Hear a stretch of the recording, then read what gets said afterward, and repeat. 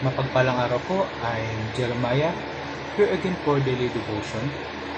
Yung title ng devotion natin ngayon is Si Jesus ba ay si Yahweh? Jesus the Mighty God. Yung verse natin today is from Isaiah 9 verse 6 to 7. Sabi dito, For to us a child is born, to us a son is given, and the government will be on his shoulders, and he will be called Wonderful Counselor, Mighty God, Everlasting Father, Prince of Peace. Of the greatness of his government and peace there will be no end. He will reign on David's throne and over his kingdom, establishing and upholding it with justice and righteousness from that time on and forever. The seal of the Lord Almighty will accomplish this. First naman sa ating teachings is Jesus is the Mighty God.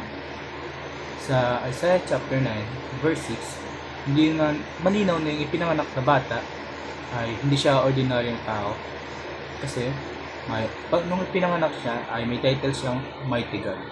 Hindi siya tinawag na godlike being. Yung nakapangalan sa kanya is Mighty God or makapangyarihang Diyos. Ibig sabihin yung batang ipinanganak o si Jesus ay may divine power and authority.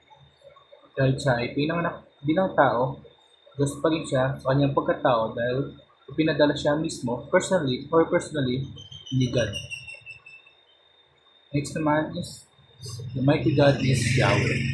Sa Old Testament, ang salitang Mighty God is galing sa Hebrew na El Gibor at pag ginamit yung title na ito kay Yahweh, yung title ay ginagamit lang ito para kay Yahweh.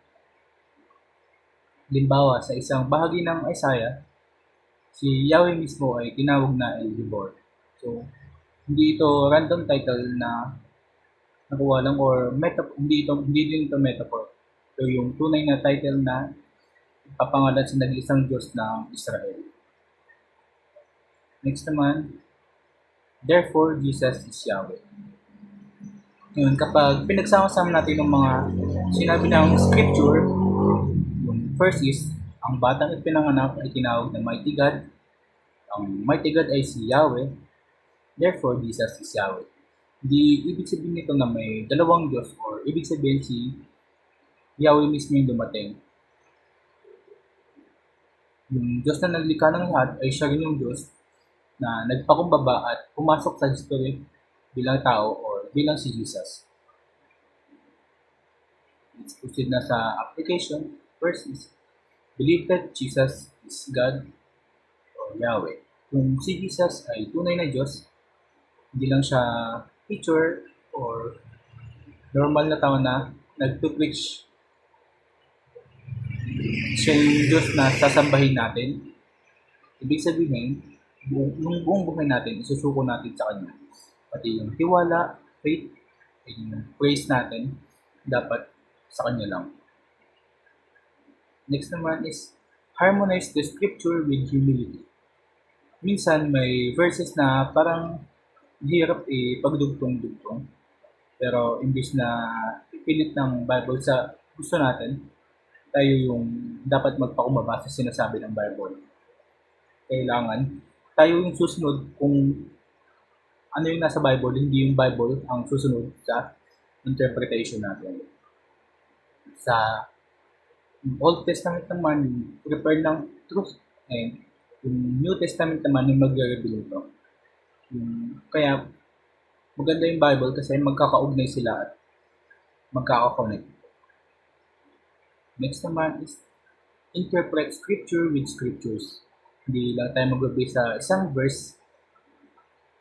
We let the whole Bible speak.